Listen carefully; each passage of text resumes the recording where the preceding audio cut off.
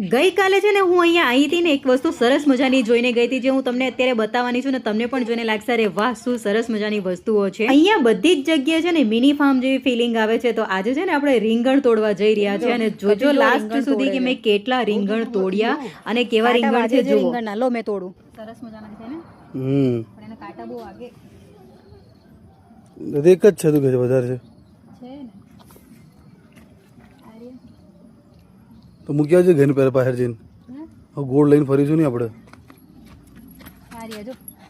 last time હું એ જ્યારે આવી હતી ને ત્યારે હું આ બધા રીંગણો જોઈને ગઈ હતી અને મને ખરેખર બહુ જ ગમ્યું હતું તો મેં મારા હસબન્ડને પૂછ્યું હતું કે કપિલ આપણે શું અહીંથી તોડી શકીએ તો એમણે કીધું કે હા કેમ નહીં કોઈ ઇશ્યુ નથી આપણે અહીંથી થોડું ઘણું તોડી શકીએ આ સ્ટાફ લોકો માટે જ હોય છે કે થોડું ઘણુંથી તોડીને લઈ જઈ શકીએ બધા જ ખાય છે અહીંયા છે ને એક વસ્તુ બહુ સારી છે કે એવું કશું નહીં કે આ અમારી વાડી છે ના તોડતા એવું કંઈ નથી અહીંયા ગાર્ડનનું ધ્યાન રાખનારા લોકો ઘણું બધું ઉગાડે છે એટલે જે જોઈએ ને એ થોડું ઘણું લઈ જઈ શકે છે અને મને આ વાત છે ને બહુ જ સારી લાગી અને જો હું છે ને 1 બાય 1 બધા રીંગણા હું તોડી રહી છું જે નાના નાના હતા ને એ રવા દીધા છે ને જે અત્યારે સારા છે ને આપણે રવૈયા ભરી શકીએ ને એવા રીંગણા હતા એ મેં તોડ્યા છે ને સરસ મજાના રીંગણ છે જુઓ ગુલાબી ગુલાબી દેખાય છે આવી જ રીતે છે ને ઇન્ડિયામાં મારા માસીને ઘરે બહુ રીંગણો વાવતા હતા તો મારી મમ્મીને મોકલાવે મારી મમ્મી મને મોકલતી હતી તો ત્યારે બહુ ખાવાની મજા આવતી હતી અને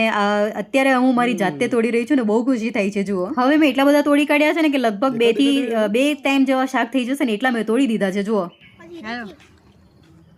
આ છે ને આપણા અહીંયા સરસ મજાના રીંગણના છોડ વાવેલા હતા ને તો જો આટલા બધા રીંગણા નીકળ્યા અને સરસ છે ને કલર કેટલા મસ્ત છે ને રવૈયા કહેવાય ને આને રવૈયા કહેવાય હા બહુ મસ્ત છે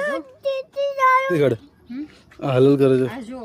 અને એ છે ને કેળા બી લાગેલા છે ક્યાં છે કેળા આ બધા કેળા છે ને હા અને આ જો એનું વાતાવરણ તો જો એટલું સરસ છે ને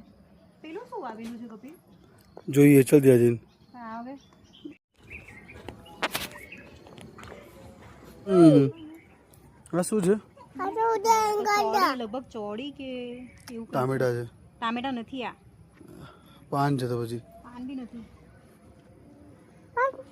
પેલું કંઈક ત્યાં શું છે અંદર એક બીજું ફૂલ ઉગેલા છે પણ ચોળી જેવું લાગે છે અહીંયા છે ને પહેલાં મેં જોયું ને તો મને ચોળી જ લાગતી હતી કારણ કે બધા પાંદડાઓ એકસરખા હોય ને તો ખબર જ ના પડે પછી મેં છે ને જઈને જોયું નજીકથી કે કયા સિંગ આવેલી છે તો નજીક જઈને જોયું ને ત્યારે મને ખબર પડી કે ભાઈ આ તો ફણસી છે અને લાંબી લાંબી પણ થઈ ગઈ છે અને સરસ મજાની બહુ બધી ફણસીઓ લાગેલી છે બટ મેં કીધું પહેલે આપણે ટેસ્ટ કરીને જોઈશું કેવી લાગશે પછી આપણે અહીંયા તોડવા આવશું તો મેં થોડી ઘણી તોડી લીધી છે જે હું તમને નજીકથી બતાવું છું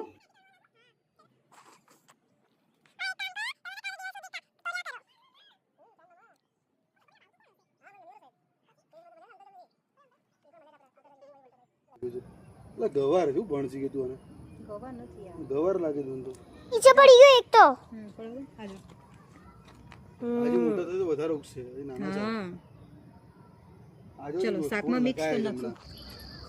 તો ફાઇનલી અહીંયા મેં જુઓ થોડા રીંગણે તોડી લીધા ને થોડી ફણસી બી તોડી લીધી હવે આપણે ઘરે જઈને જોઈશું ને વિચારશું કે હવે રીંગણમાંથી આપણે બનાવશું શું અને આપણે ફણસીનું પણ શું કરીશું આટલી ફણસી તો એમ શું પણ પુલાવમાં કામ આવી જશે વાંધો નહીં આવે પણ સરસ મજાના રીંગણ આવ્યા છે બસ હવે આ રીંગણમાંથી આપણે ક્યારે કઈ વસ્તુ બનાવવાના છે ને એ હું તમને જરૂર શેર કરીશ આઈ થિંક તો હું ભરેલા રીંગણ બટેકા જ બનાવીશ અને એ સરસ મજાના લાગે છે અને નાના નાના રીંગણ છે તો હવે આપણે શેર કરીશું આવતી નેક્સ્ટ બ્લોગમાં રેસીપી અને સરસ મજાની રીંગણ છે ભરેલા આપણે રીંગણ બટેકા બનાવશું ને એવા છે તો આ સરસ મજાના જુઓ રીંગણ દેખાય છે એકદમ ચમકીલા છે અને આ ફણસી પણ છે ફણસી તો આપણે કંઈક પુલાવમાં એડ કરી દઈશું બટ હવે આ રીંગણોને છે ને સરસ મજાના ભરેલા રીંગણ બટેકા બનાવશું તો નેક્સ્ટ બ્લોગ જોવાનું ભૂલશો નહીં આવજો જય શ્રી કૃષ્ણ